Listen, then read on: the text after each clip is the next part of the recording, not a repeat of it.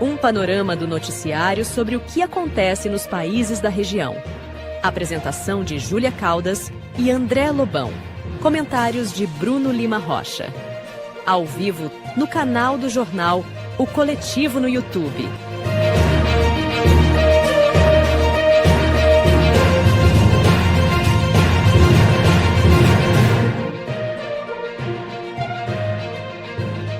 Olá, eu sou André Lobão e comigo está Mohamed Ali. Tudo bem, Mohamed? Tudo bem, boa noite a todos, sejam bem-vindos. Ok, no programa de hoje vamos acompanhar os últimos acontecimentos sobre o genocídio em Gaza, a situação geopolítica do Oriente Médio e a luta para prender os genocidas sionistas que passeiam impunemente pelo Brasil e no mundo, após cometerem seus crimes de guerra. A nossa entrevistada de hoje será a advogada, criminalista e defensora dos direitos humanos, Mayra Pinheiro, da Fundação Hind Rajab. Lembrando a quem nos acompanha que agora estamos no Instagram, @Oriente Médio em Revista. Não esqueça de se inscrever no canal e deixar o seu like aqui no vídeo desta transmissão. E agora, vamos ao nosso editorial. Agora, no Oriente Médio em Revista, editorial.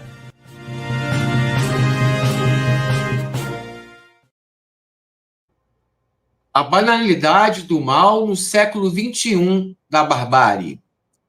Em 1963, a filósofa e jornalista alemã de origem judaica, já radicada nos Estados Unidos após o término da Segunda Guerra Mundial, Hannah Arendt, lançava o livro Eichmann, em Jerusalém. O livro-reportagem contava os momentos registrados do julgamento do criminoso de guerra Adolf Eichmann, oficial nazista responsável pela logística de extermínio em campos de concentração dos nazistas alemães. Hannah Arendt ficou impressionada com o comportamento do criminoso de guerra durante o julgamento, quando ele naturalizava suas atividades na execução do plano de extermínio nazista. Cabe lembrar que Eichmann foi sequestrado pelo Mossad no ano de 1960 em Buenos Aires, onde levava uma vida normal, trabalhando em uma fábrica como supervisor, e nas horas vagas se gabava de seus feitos com seus colegas criminosos, que se esconderam também na Argentina. Em 1962, após condenação, o responsável da logística e extermínio dos campos de concentração nazistas era enforcado por crimes de guerra e contra a humanidade. No contexto atual do genocídio sionista, perpetrado por Israel em Gaza, os responsáveis pelo extermínio até o momento já mataram mais de 50 mil palestinos. Passeiam e planejam mais mortes, sob o olhar de indiferença do tal Ocidente que defende, entre aspas, os direitos humanos e a democracia. Hoje, em uma época em que o dinheiro é o verdadeiro cordeiro daqueles que falseiam a fé, os que acreditam na justiça exigem punição, a exemplo do que aconteceu com Eichmann e outros nazistas genocidas. É preciso punir os sionistas que assassinam de forma torpe um povo milenar, provocando um holocausto aos olhos vistos da opinião pública, que finge não ver nada, banalizando o mal da mesma forma que os nazistas fizeram na grande tragédia do século XX. Netanyahu não é diferente de Hitler, assim como Itamar Ben-Gvir não é diferente de Adolf Eichmann. Aliás, Gvir, recentemente, foi flagrado em turismo oficial em Nova York, onde foi repudiado por aqueles que denunciam o genocídio em Gaza. Que todos que patrocinam e executam essa barbárie sejam punidos por crimes de genocídio contra o povo palestino. O mal personificado nessas figuras do sionismo não pode ficar impune. Visitar palácios e conviver com o poder global como se não estivesse acontecendo nada não é aceitável em respeito à humanidade, em respeito à vida. Benjamin Netanyahu e Ben-Gvir e o sionismo banalizam o mal. É isso. É isso. Gente, Na sequência, vamos... Opa, presente aí o nosso querido Bruno. Tudo bem, Bruno? Boa noite. Boa noite, André. Boa noite, Maíra. Boa noite, Mohamed. Obrigado, Alan, pelos bastidores. A gente não é artista, não, mas eu estava fazendo rádio para a Argentina faz menos de 5 minutinhos. Desculpa aí, gente. Só assumir aqui, hoje a Júlia não participa, né? Vou assumir a parte aqui do roteiro. Na sequência, a gente vai conversar com a convidada de hoje, Mayra Pinheiro, advogada criminalista e defensora de direitos humanos, da Fundação Hind Rajab. Mayra, boa noite, bem-vinda, que bom que você está com a gente. Esperamos fazer um bom programa e trazer muita informação. Boa noite, obrigada pelo convite e deixo a minha homenagem a todos os mártires do genocídio em Gaza. Vou fazer a primeira pergunta e depois a gente vai para o rodízio, tá? Então, fica... Uma pergunta meio óbvia, né? Existe uma impunidade internacional? Sem dúvida. A pergunta... Peraí, eu vou ter o complemento. Que acho que é algo que eu, pelo menos, estou muito curioso de saber. O que existe em relação ao Estado de Israel? É um excepcionalismo ou todo o Estado comete crimes de lesa humanidade e não é punido? A minha pergunta sincera. Israel está numa situação de excepcionalidade em relação às normas e princípios de direito internacional desde o seu nascedouro, na verdade. Porque se a gente levar em consideração que a Carta da ONU e a Declaração Universal dos Direitos Humanos antecedem a partilha de 47, nada desde os pressupostos mais iniciais de Israel está de acordo com direitos que eram reconhecidos como universais e princípios que deveriam nortear a atuação desses organismos internacionais já desde quando a discussão sobre a divisão do território palestino acontece nas Nações Unidas. Porque em 47 já existia direito à autodeterminação dos povos, em 47 a população palestina tinha direito de propriedade sobre as terras que as pessoas tinham títulos, e mesmo assim tudo isso foi completamente relativizado quando a partilha foi votada na ONU, que na época tinha uma composição muito diferente da atual, se a gente levar em consideração que teve um grande processo de descolonização que aconteceu muitos anos depois. E aí a impunidade dos crimes cometidos por israelenses contra palestinos, ela é um aspecto fundante desse Estado, que eu costumo caracterizar como um Estado delinquente.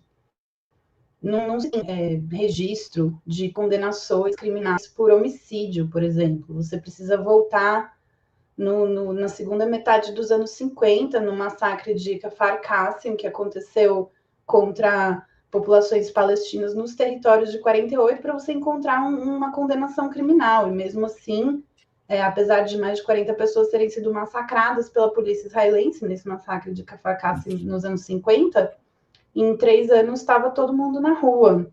E essa situação de impunidade crônica e amplamente disseminada em todos os níveis do Estado israelense é o que viabiliza que a violência chegue nesse ponto. E a gente tem o problema, por exemplo, dos vetos no Conselho de Segurança da ONU, que acaba retirando a efetividade dessas organizações. E o que a guerra em Gaza está mostrando agora é que o que falaram para o promotor do Tribunal Penal Internacional ano passado, que ele falou numa entrevista à CNN, que um líder do Norte Global disse a ele que o TPI só servia para africanos e bandidos como Putin. E o que Gaza está mostrando é que essa pessoa estava fazendo uma avaliação precisa da realidade, ainda que odiosa, porque não tem consequência. E quando não tem consequência, que incentivo que eles têm para fazer diferente? Então, isso passa pela ausência de consequências criminais e responsabilização individual de agentes que cometem condutas em violação ao Estatuto de Roma, aos princípios do direito penal internacional, direito internacional humanitário, mas isso também passa pela impunidade do Estado, né? Então, cadê as sanções? Cadê o embargo militar? Cadê a imposição de medidas econômicas que estrangulem a ação desse Estado? E, ao fim e ao cabo, do jeito que está galopante o genocídio em Gaza, todos os requisitos de uma operação de peace enforcement, que seria uma intervenção militar para parar a conduta criminal desse Estado, estão perfeitamente configurados, mas isso depende do Conselho de Segurança e aí nunca vai acontecer. Então, tá difícil, assim, e como agora a guerra em Gaza, do genocídio de Gaza, é um genocídio transmitido ao vivo pelas suas vítimas e pelos seus perpetradores, o legado que isso deixa para a civilidade dos nossos tempos, de maneira geral, por enquanto, é muito grave, assim, porque tá todo mundo vendo, não tem como dizer que não sabia. No massacre dos paramédicos agora, a gente tem uma pessoa que filmou a própria morte, a própria execução, e a gente sabe quem foi, a gente sabe qual foi a brigada. Eu participei pessoalmente da investigação que identificou o vice-comandante do batalhão, que foi o responsável por dar a ordem de atirar nos paramédicos, e cadê? Não tem consequência nenhuma para essas pessoas. Então, a impunidade é uma parte... A impunidade, esse tratamento excepcional do Estado de Israel, são aspectos estruturantes, fundantes desse Estado e parte fundamental desse problema crônico de necropolítica. Você que está acompanhando a nossa transmissão, esse programa, a gente está conversando, entrevistando a doutora Mayra Pinheiro, advogada criminalista e defensora dos direitos humanos. Ela atua pela Fundação Reed Rajab. Deixa aí seu like, compartilhe, nos apoie também com a sua ajuda financeira. Seu apoio financeiro é muito importante para a sustentabilidade do nosso programa. O Pix aí está correndo na tela. Você pode anotar aí, por favor, sindasp@gmail.com. Mayra, é muito importante a sua presença aqui. Você falou agora do TPI e te pergunto, o Tribunal Penal Internacional vive um processo de desacreditação pelos países ocidentais? Isso não é de hoje, sempre existiu, né? Não, sempre existiu. E aí eu faço um paralelo com a violência de gênero, que era a minha área de atuação primeira, quando eu comecei na advocacia. São leis que não foram feitas nem por nós, nem para nós. E isso vale para as normas criminais e para a violência contra as mulheres, e isso vale para esse sistema de direito penal internacional e os países subalternizados, colonizados em desenvolvimento. Esse sistema ele não foi feito para dar respostas à complexidade da violência colonial. Por isso que ele criminaliza os colonizados e os ex-colonizados, mas ele não tem a mesma efetividade quando a gente está falando de aliados do Ocidente. São diversos os exemplos de aplicação de princípios de jurisdição universal em países da Europa contra nacionais de países árabes e africanos, por exemplo. Para além dos processos do TPI, as pessoas são processadas em cortes domésticas com base no princípio da extraterritorialidade e da jurisdição universal em países europeus com bastante frequência.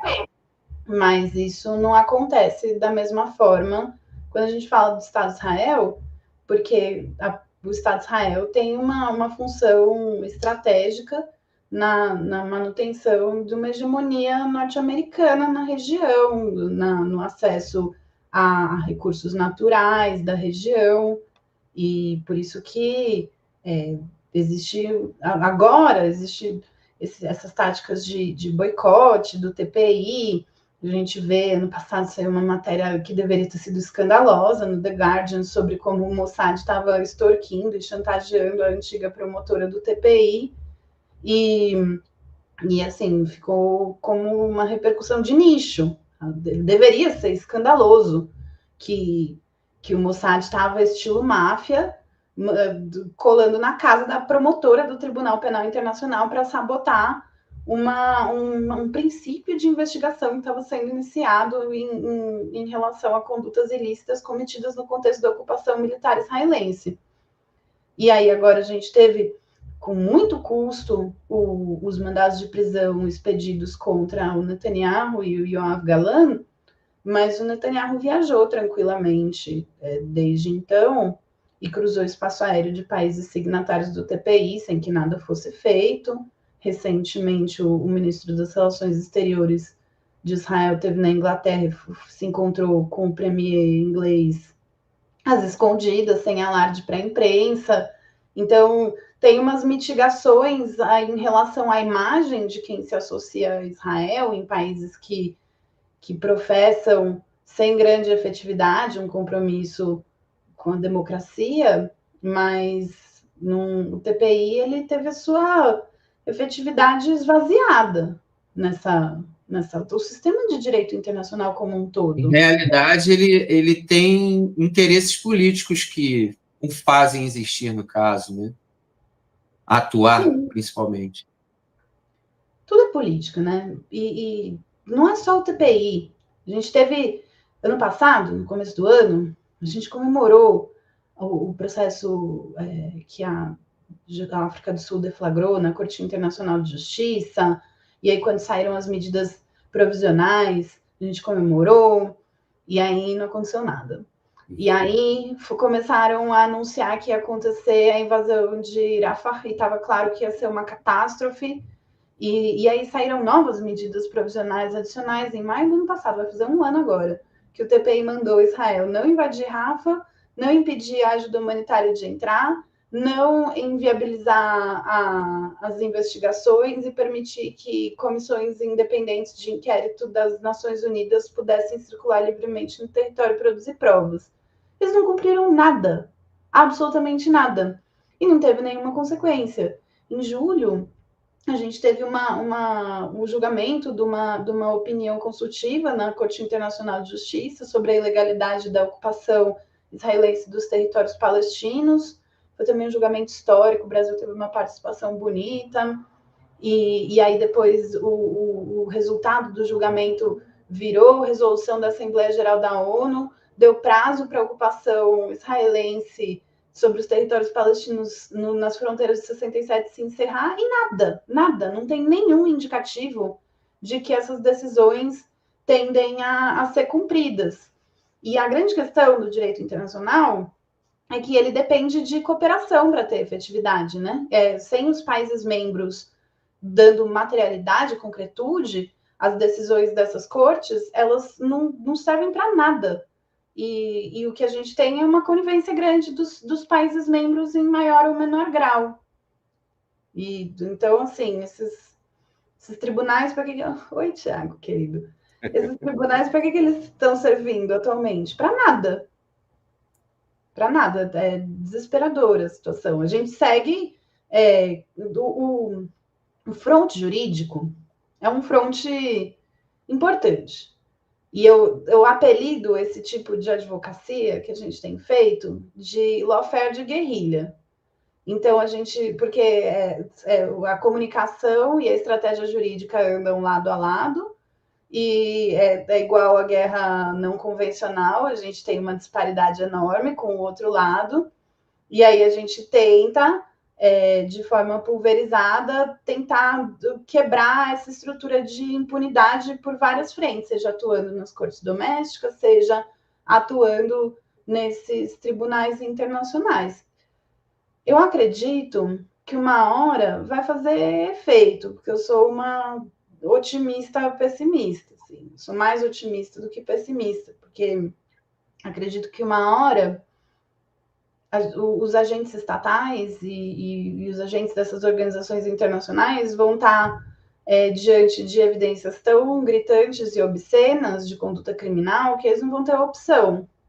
Mas, por enquanto, a gente ainda não conseguiu sair uma prisão. Eu acho que quando sair a primeira, aí a gente consegue fraturar um pouco essa impunidade estrutural. Bem, boa noite, Maíra.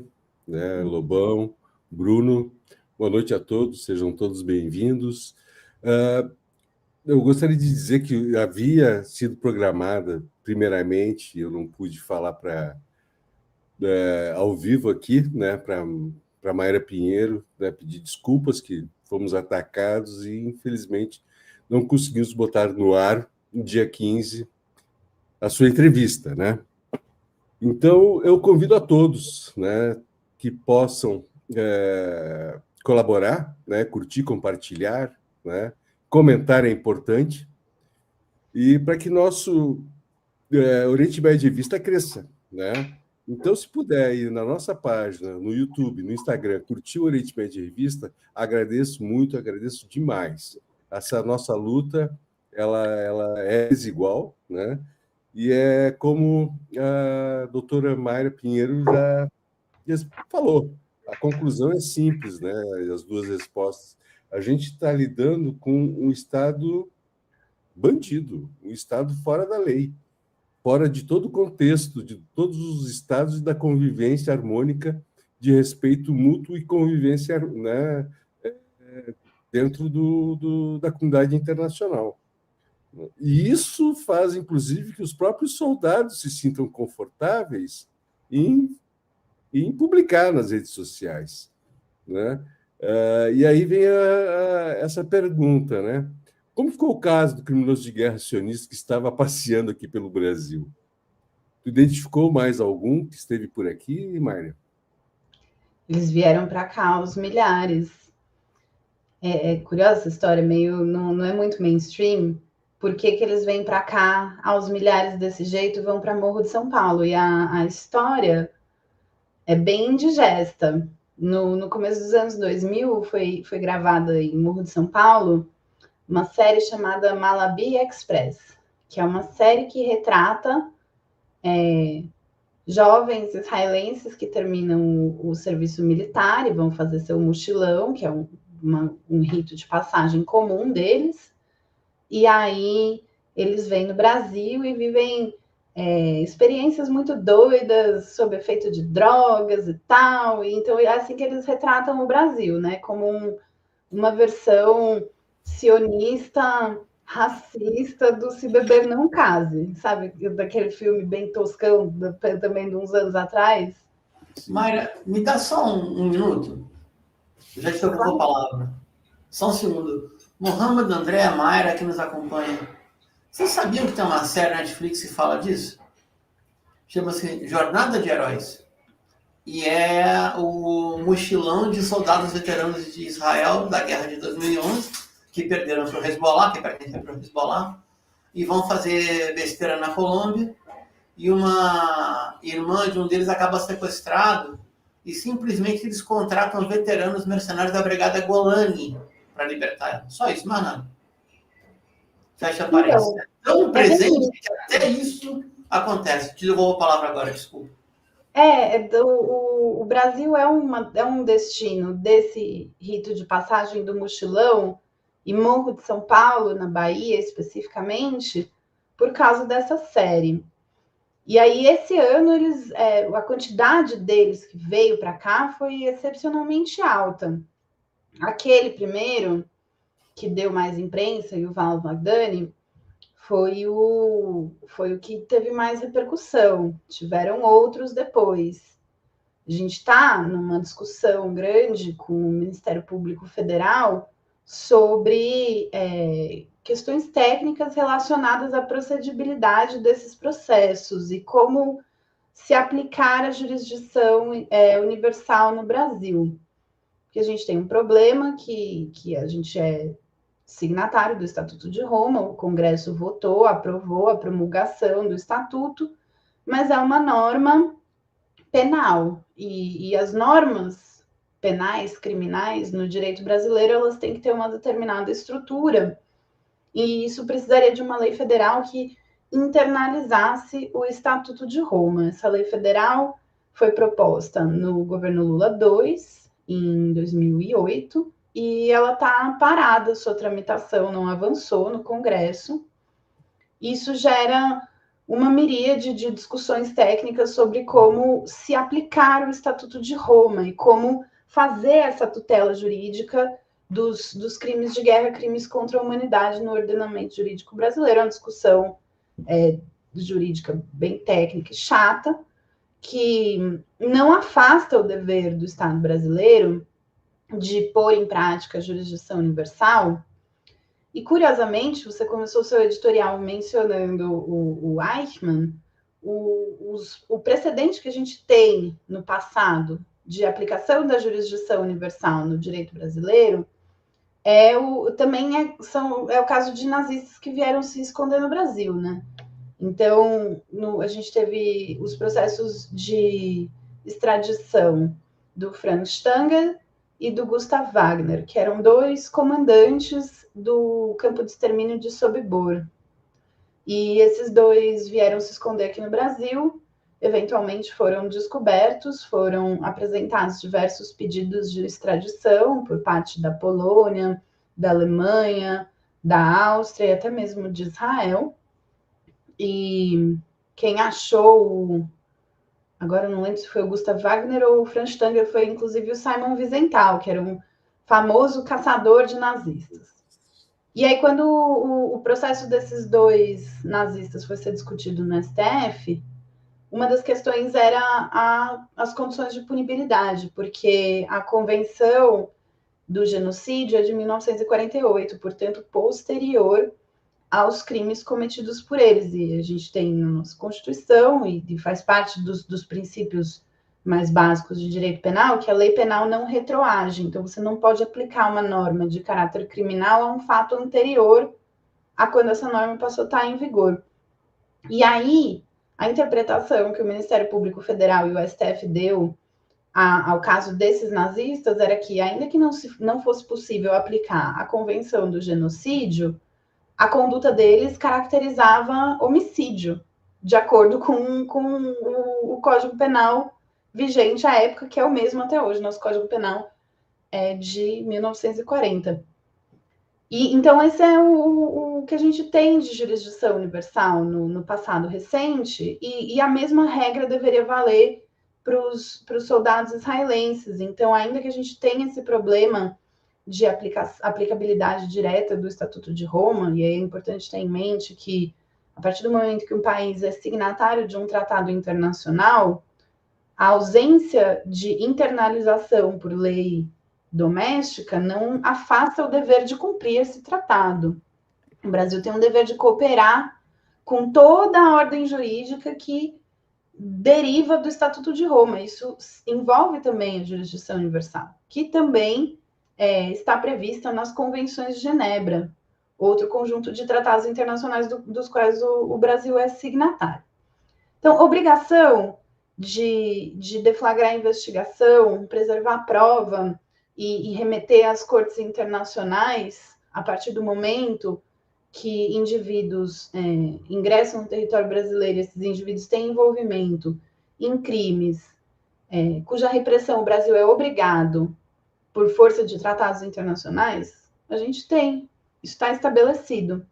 Mas tem discussões técnicas que surgiram quando esses pedidos de investigação e de medidas cautelares foram apresentados para o Ministério Público Federal, que acabaram prejudicando a efetividade desses pedidos. Então, não foi só aquele soldado, aquele foi só o que saiu na imprensa, os outros a gente não divulgou porque eles seguem viajando e a gente não quer que eles destruam as provas.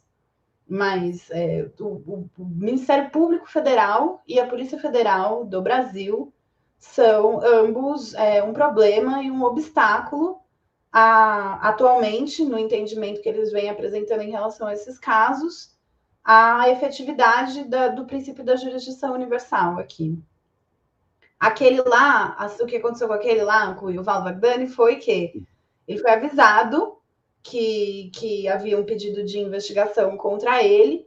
Ele foi avisado pelo Ministério das Relações Exteriores de Israel, e aí ele foi embora, antes que desse tempo dessas medidas serem executadas. Inclusive, a Polícia Federal também poxa, atuou tão bem nesses casos agora do golpe, mas quando é dos soldados israelenses a gente não tem o mesmo afinco.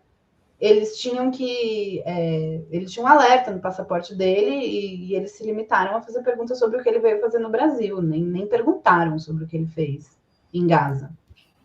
E isso é um problema, né? Porque a Polícia Federal, ela exerce a política migratória nos aeroportos. E por que quando essas pessoas entram no território brasileiro, elas não são perguntadas sobre o que elas estavam fazendo em Gaza? Perfeito, perfeito. Maíra, André, rapidinho. Em continuação a essa resposta, o governo de Israel, o Estado de Israel, dá algum subsídio como prêmio para esses soldados virem ao Brasil? Devido à quantidade Não, que chegam aqui? Quando eles estão no serviço militar obrigatório, eles não têm grandes despesas com moradia, alimentação. Então, eles economizam o soldo e aí eles gastam fazendo mochilão. Isso é um rito de passagem muito comum. O que a gente tem, que eu achei insano, e eu menciono em todas as nossas petições, desde que eu tomei conhecimento dessa informação, que depois do caso do Yuval Wagdani, que teve uma repercussão global grande, uma seguradora israelense passou a vender um pacote de seguro viagem que envolve uma cobertura de risco jurídico. Então, se você contrata essa seguradora e você, soldado israelense, é processado no seu país de destino tropical, você tem cobertura, acho que é de $1.500 para entrar no primeiro avião e se mudar. E aí também teve várias orientações da cúpula das forças de defesa israelense para os soldados pararem de publicar as suas baixarias na internet. Mas eles não cumprem. E eles não cumprem porque eles não têm incentivo nenhum. Até agora a gente não teve nenhuma consequência. Então, tem diversas organizações que documentam, que monitoram e documentam esses registros nas redes sociais. E o que a gente vê investigando esses soldados é que desde a cúpula do Estado, o primeiro-ministro e os ministros que compõem o gabinete de guerra, aí passando pela cúpula das Forças Armadas, aí passando pelo oficialato, aí descendo até os praças, existe uma adesão subjetiva a essa intenção genocida que é amplamente generalizada. E aí você vai encontrar publicações que eles fazem nas redes sociais em todos os níveis da sociedade israelense, em que o objetivo de incutir, de infligir sobre a população palestina o máximo de sofrimento possível é muito evidente. Então, desde o soldado que faz parte dos batalhões de engenharia, de engenheiros combatentes, que faz demolições, esse indivíduo ele vai comemorar as próprias demolições e filmar a escavadeira destruindo as casas, e ele vai rir do que ele está fazendo com a população de Gaza. Aí você tem a infantaria, as forças especiais que cometeram esse massacre dos paramédicos, que é a unidade de forças especiais das Brigadas Golani. Também, no dia 19 de março, 4 dias antes do massacre dos paramédicos, o comandante das forças especiais das Brigadas Golani, que chama David Cohen, fez um discurso que acabou viralizando depois, em que ele diz para os seus soldados, é um briefing operacional antes deles fazerem a invasão terrestre na parte sul de Gaza. Ele diz para os soldados, você detecta alguém, você atira, não perde seu tempo fazendo pergunta. E aí depois, 4 dias depois, o imediatamente inferior a ele, que é o Nikolai Ashurov, vice-comandante das Forças Especiais das Brigadas Golani, Sayeret Golani, vai e ordena que os seus homens cometam um massacre, que abram fogo contra um comboio de ambulância. Primeiro uma ambulância, depois um comboio de ambulância, depois um carro da ONU. Que horror. É insano. pensamento histórico, porque a gente está assistindo ao vivo, eles não escondem, eles não disfarçam, eles não tem como... quando a gente aprende na faculdade de Direito sobre genocídio, a primeira coisa que a gente aprende é que a comprovação do dolo é super difícil, que você pode ter até a materialização das condutas de morte, de causar lesões, de impedir nascimentos, de impor condições de vida voltadas a causar a destruição do povo, mas que você estabelecer a intenção de causar a destruição de um povo é muito difícil no crime de genocídio. Nesse caso, de Israel não tem isso, não é difícil. Yeah. Não é difícil, é público. Escancarado. Público. Escancarado. Bom, a gente vê também, além dos militares, civis cometendo crime de guerra, os tais colonos, né, cometem esses crimes de guerra. A Fundação, ela está identificando esses colonos também, Mayra? Então, eu colaboro com a Hind Rajab Foundation, também com uma outra organização chamada PAL Commission, e o nosso enfoque principal é investigação por inteligência em fontes abertas e inteligência de mídias sociais, voltada a identificar perpetradores de crimes de guerra e crimes contra a humanidade no contexto da ofensiva militar. Mas tem muitas organizações que atuam em diversas frentes jurídicas. Essa atuação do lawfare de guerrilha, ela vem de uma tradição muito palestina, que vem desde os anos 70, 60, que a gente tem uma produção de conhecimento sobre como utilizar esses mecanismos jurídicos para tentar promover algum tipo de justiça e accountability individual e estatal. Ano passado... Então, o civil ele pode ser criminalizado por crime de guerra também, né? O civil israelense que comete o purgon, né? Falar o nome purgon para todo mundo entender. A gente teve um exemplo muito emblemático, que saiu um documentário agora do Louis Theroux, que chama The Settlers, em que ele explica de forma muito didática para Daniela Weiss, aquela demônia, que é aquela mulher dos assentamentos. Ele fala para ela, então, mas a transferência de população do civil, do território ocupante para o território ocupado é um crime de guerra, você sabia disso? Ela falou assim, você está me acusando de crime de guerra? É só uma infração de menor potencial. Então, com certeza, eles estão... essa violência dos... Inclusive, assim, tem um livro muito interessante que chama An Army Like No Other. Agora eu esqueci o nome do autor, é Haim, eu esqueci o sobrenome. É um professor da SOAS israelense que faz um estudo sobre as Forças Armadas israelenses. E ele fala sobre como tem um fenômeno muito grande de militarização da sociedade e como essa separação entre a sociedade israelense e as Forças Armadas, ela é difícil de você fazer de forma estanque. É como se fosse um gradiente, um contínuo, porque você tem o serviço militar obrigatório e você tem... o Ben-Gurion que falava, né, que ele se inspirou no modelo da Prússia, de você ter um exército que tem um Estado, e não um Estado que tem um exército. Esses colonos, eles muitas vezes, eles próprios são os soldados que estão fazendo a patrulha do território ocupado, invadido, e aí, às vezes, eles estão na reserva, às vezes eles estão na ativa, às vezes eles estão fardados, às vezes eles estão à paisana, aterrorizando as mesmas pessoas. Então, onde começa o civil e termina o militar, na sociedade israelense, é um fenômeno muito sui generis, que a gente tem que ter em mente quando a gente olha para essa questão dos colonos. Porque... só para amarrar esse raciocínio, os assentamentos, eles são uma empreitada muito custosa para o Estado de Israel.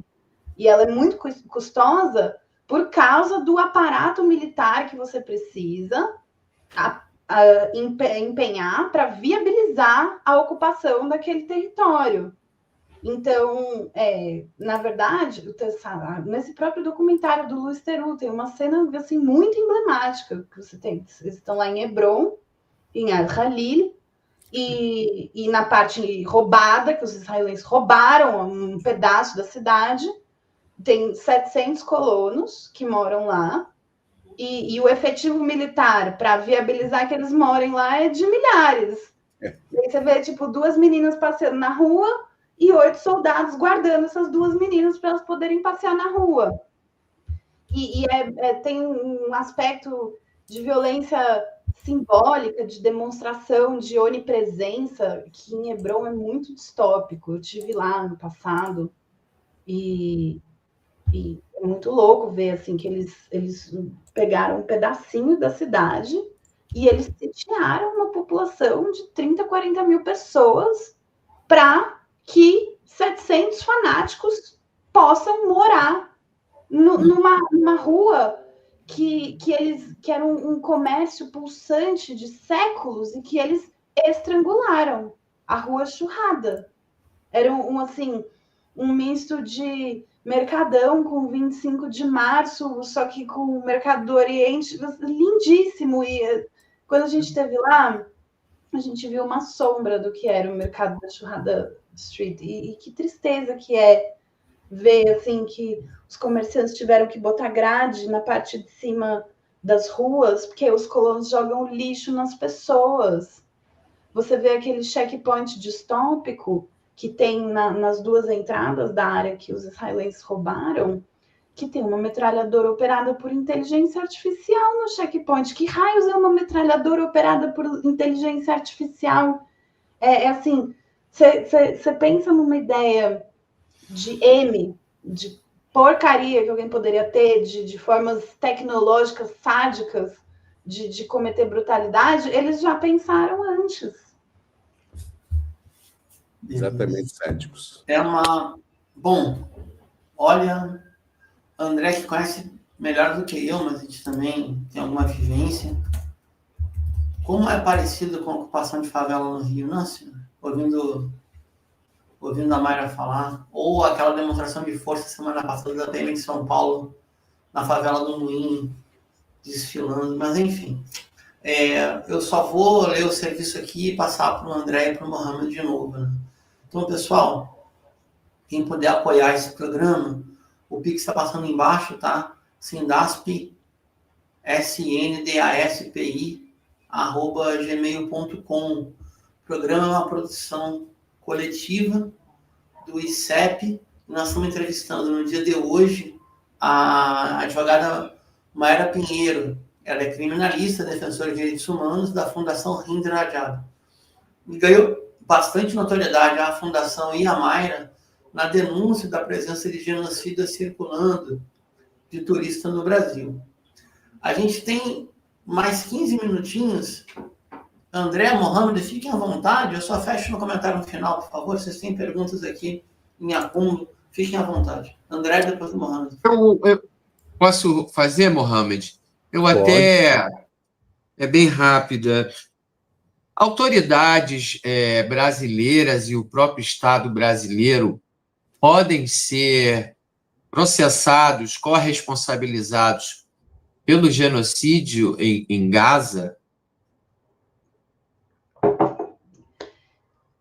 Olha, a Corte Internacional de Justiça, no passado, diz que todos os Estados-membros tinham a obrigação de dar efetividade àquelas medidas, né, que foram violadas. Acho que, ao fim e ao cabo, a coisa só chega no ponto que chegou porque você tem uma conivência estrutural. Eu acho que algumas autoridades brasileiras falharam com certos deveres que vêm da Constituição e de tratados internacionais de que nosso país é signatário, ao impor entraves à investigação e a adoção de medidas jurídicas contra esses criminosos de guerra em território nacional. Mas responsabilização criminal de agentes individuais do Estado brasileiro pelo genocídio em Gaza, tecnicamente, eu acho um pouco a mais. Mas ela é política e ela é moral. E, assim, o direito, ele não é revolucionário. Ele é uma ferramenta que a gente usa porque não existe espaço vazio na política. E o outro lado vai usar se a gente não usar.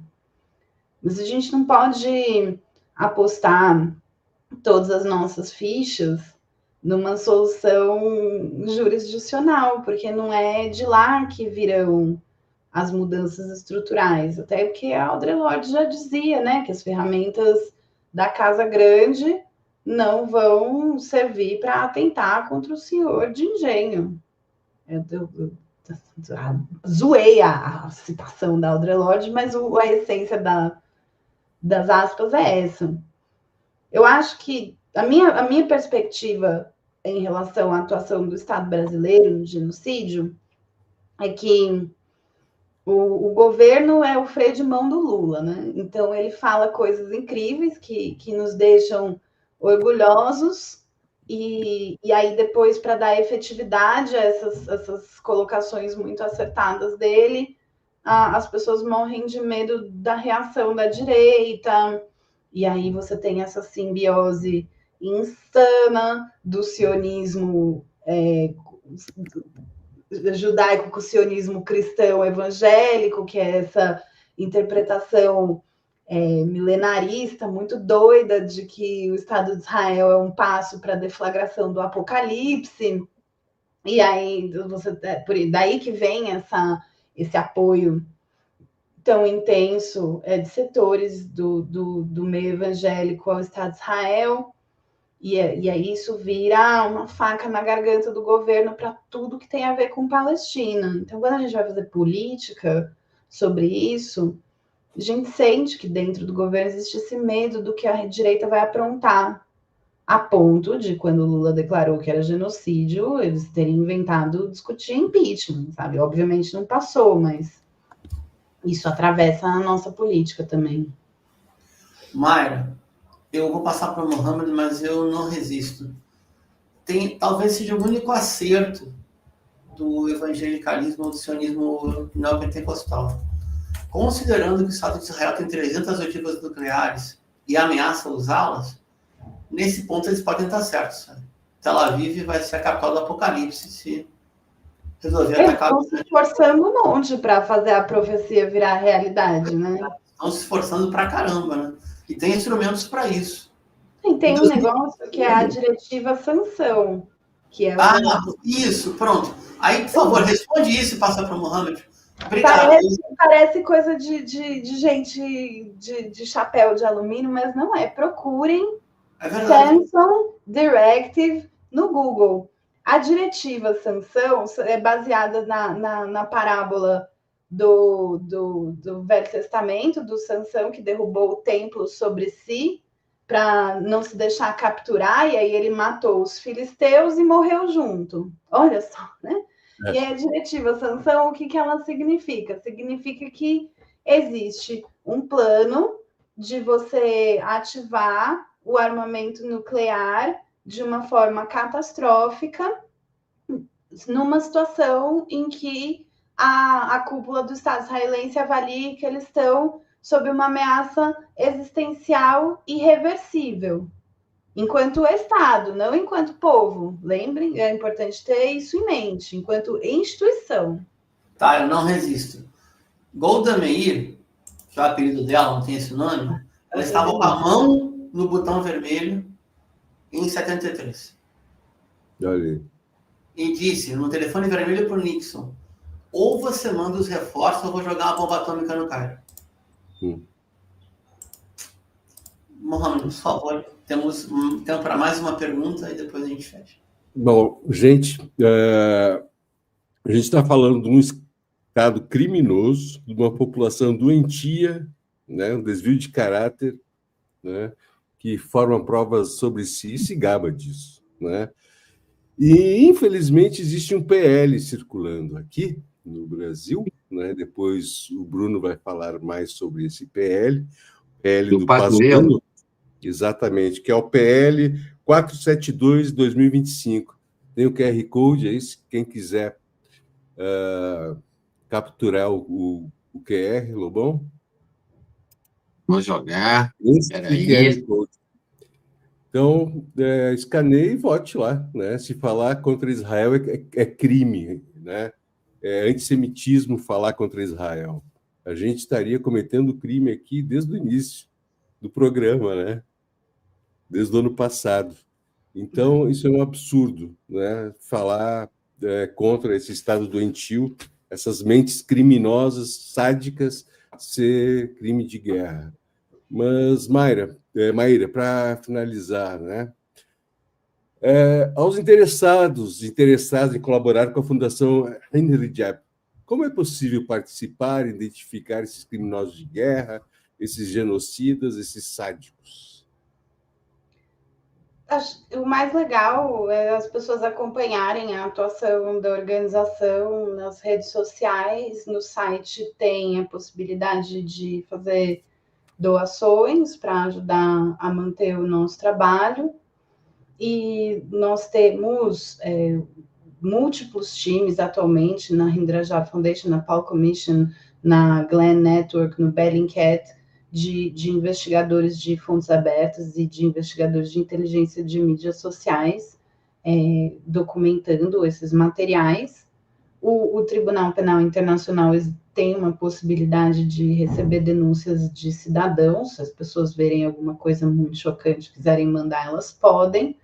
Mas o mais importante nesse momento é dar visibilidade ao trabalho das pessoas que estão expondo esses registros criminosos, porque tem um papel importante de disputa da opinião pública, de trazer para a cobertura da imprensa esses registros dos soldados mexendo nas calcinhas das mulheres, nos brinquedos das crianças, explodindo casa e dando risada.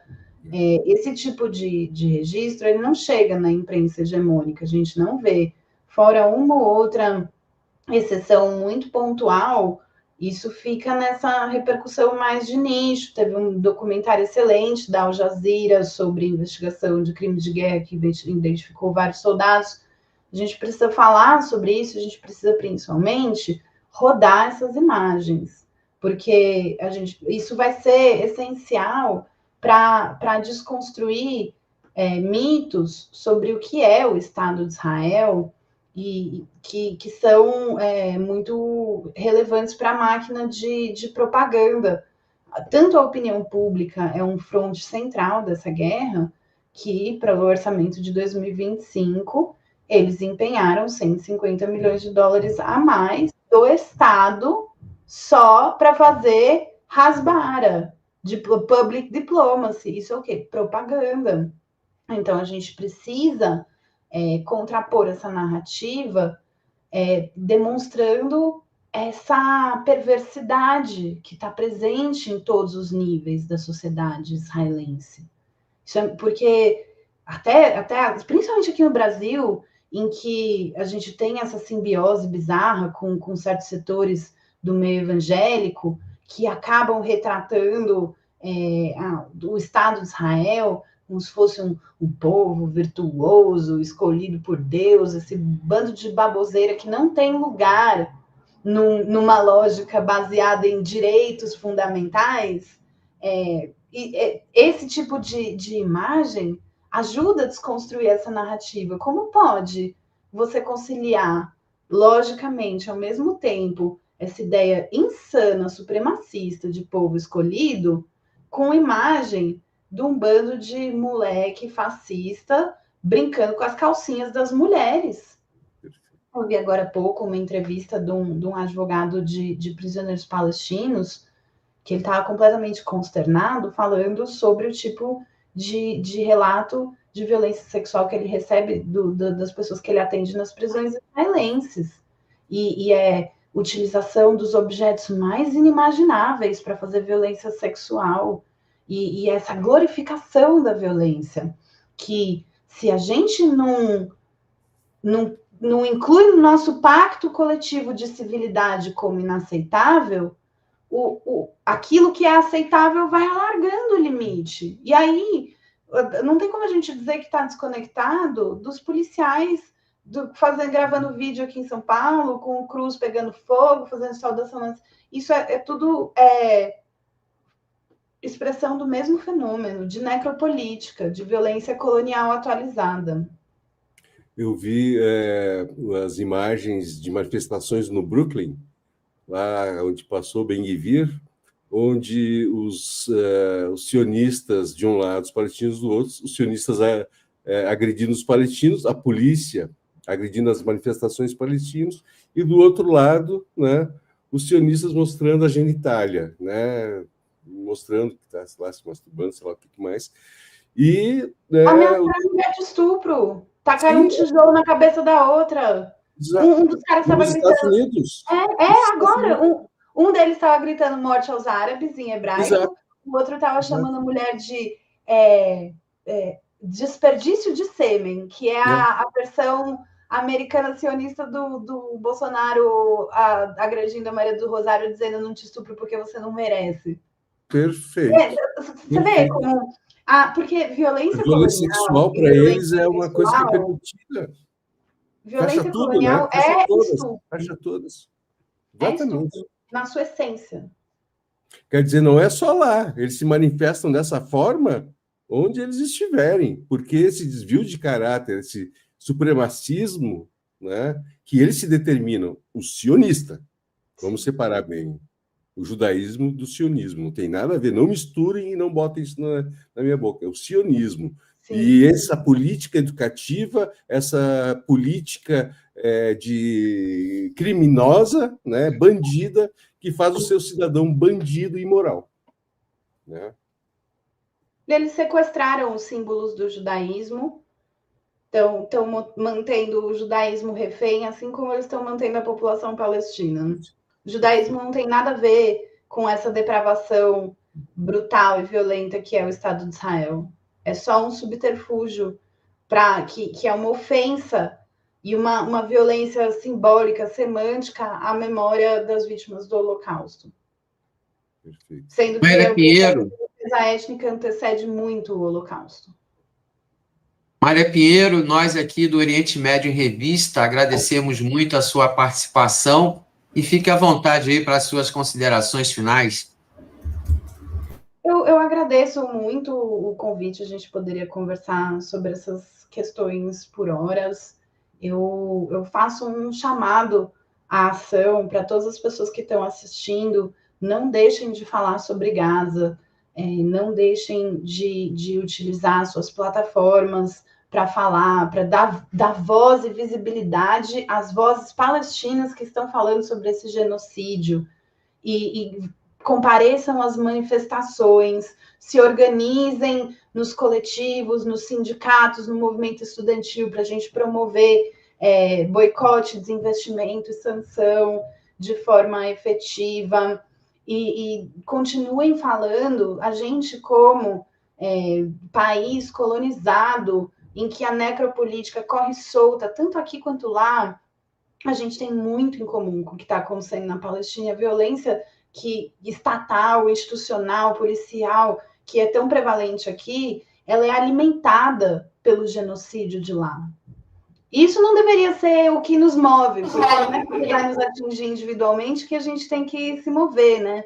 Diante dessa atrocidade, a gente não precisa que ela nos afete pessoalmente para a gente tirar a bunda da cadeira. Tem a mera noção de civilização, os valores mais básicos que são compartilhados nos nossos tempos estão em jogo nesse momento. E a gente não pode se dessensibilizar e não pode desanimar. Não pode se deixar acometer pelo derrotismo e reproduzir discursos do tipo, já era, eles vão matar geral e isso aí acabou, não tem o que a gente fazer. É importante buscar dar visibilidade, repercutir, não só as cenas de tragédia, de Gaza, de miséria, de gente aos pedaços, mas também as expressões de resiliência e de enfrentamento a essa violência colonial. A gente precisa daquela esperança revolucionária, e eu espero que a raiva que ouvir falar dessas coisas desperta em quem está nos assistindo, assim como eu estou consumida por raiva nesse momento, seja motor de ação. Isso aí, muito obrigado. Belas palavras. Obrigado. A gente, antes de fazer o fechamento, comentários sobre encerramento do programa, comentários sobre o projeto de lei do deputado e ex-general da Reserva do Estado Brasileiro, Eduardo Pazuello. Vamos entender bem. Em 2021, começou a tramitar, através de algumas ameaças do então deputado federal, hoje licenciado Eduardo Bolsonaro, vulgo Duda Bananinha, na Comissão de Relações Exteriores e Defesa Nacional da Câmara. Essas ameaças são o quê? São transformar a denominação da Aliança Internacional contra o Antissemitismo, que em tese todo mundo estaria a favor, na definição que é a parte corrompida já do Centro-Simão Ocidental. Teve um papel importante na caça aos nazistas que fugiram da Segunda Guerra Mundial, mas terminou se transformando num instrumento do Estado colonial sionista. Para simplificar, seria mais ou menos assim. Toda crítica ao sionismo vai ser associada a antissemitismo. Como tal, é crime de ódio, está proibido. Se isso chegasse a aprovado. Na consulta do Congresso, consulta online, 96% dos que se engajaram no voto eletrônico, deram contra. E Eduardo Pazuello é aquele que não tem nada a perder.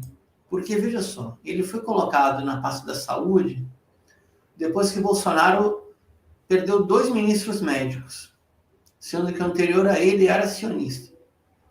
E o anterior era um oligarca que surfou na onda da pandemia e estava ganhando muita popularidade. Pazuello entrou por ser um general da arma de logística, de apoio ao combate. Segundo o próprio Bolsonaro, o Pazuello sabe tudo de organização de crise. Ele organizou a crise em Manaus, então ele sabe muito de organizar a crise. Ele organizou a crise da falta de oxigênio em Manaus, as pessoas morreram sufocadas, e Bolsonaro se divertia imitando as pessoas sufocadas na televisão. Isso aconteceu, tá? E também na rede social. E Eduardo Pazuello, eu fico imaginando, gente, eu sempre falo isso, né? Imaginem Eduardo Pazuello como general brasileiro numa guerra convencional. Em quanto tempo esse camarada não ia se render? Ou entregar o país, derrubar o governo eleito e propor um governo subordinado à potência invasora? 1 semana? 10 dias? 5 dias? Eduardo Pazuello é aquele que está como, aspas, boi de piranha, para dar a cara a tapa, já que não tem nada a perder. Ele, perdendo a eleição ou não, ele não vai perder o seu soldo de general, e até onde eu sei, não está vinculado diretamente à tentativa de golpe de Estado, ou seja, ele escapou do crime sanitário. Eduardo Pazuello é um genocida, cúmplice de Bolsonaro no crime sanitário. O Brasil teve, pelo menos, o dobro de mortes que deveria ter tido. O Brasil teve o dobro de mortes que deveria ter tido. Eu vou repetir. De cada 3 mortes, ou 2 no Brasil, 1 era evitável. Eduardo Pazuello estava no centro dessa articulação maluca de colocar a necropolítica como bandeira e gerar confusão na sociedade. Então, para um cara que passou pelo que ele passou e fez o que ele fez, levantar a bandeira dos genocidas agora é o de menos. Vou repetir. Eduardo Pazuello não forneceu oxigênio para os hospitais de Manaus. Seja por burrice, incompetência ou sadismo, isso aconteceu. Posso falar mais uma coisa? Fica à vontade até fechar o programa. O meu primo Faraj Hassan Ali faleceu pela demora da vacina e pela essa questão de cloroquina, essa fantasia, né? Isso foi, sim, uma ação orquestrada, né? Foi canalha, foi assassina, e eu me admiro que ainda não tem, não está na justiça, não estão presos, não estão pagando por isso, e estão falando ainda hoje, saiu essa história de minimizar a pena de golpista. Gente, tem que resolver isso. Eu perdi meu primo, ele conhecia muito mais de palestino que eu, ele era mestre, ativista fantástico, deixou 3 filhas pequenas, morto pela Covid. É lamentável, lamentável demais. Pessoal, a gente já está estourando o horário aqui. Vamos lá, essa edição do Oriente Médio em Revista fica por aqui. Esperamos você em nosso próximo episódio aqui no canal.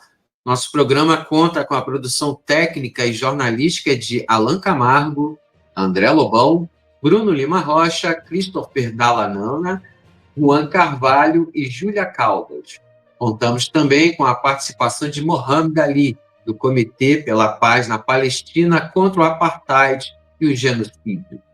Aproveitamos para convidar você que nos assiste a curtir e compartilhar nosso programa em suas redes sociais e também deixar o seu like aqui no vídeo desta transmissão. E a quem quiser colaborar com o programa, nosso Pix está passando aí na tela. Lembrando que Oriente Médio em Revista está também no Instagram. Nos siga no @Oriente Médio em Revista. É importante dizer que nosso programa é transmitido de forma simultânea nos seguintes canais: Oriente Médio em Revista, o coletivo A Voz Trabalhadora, e aos sábados no canal da revista Fórum. O Oriente Médio em Revista é uma realização do Instituto de Cultura, Comunicação e Educação Popular, o ICEP. Um abraço e até a próxima. Boa noite, gente. Boa noite.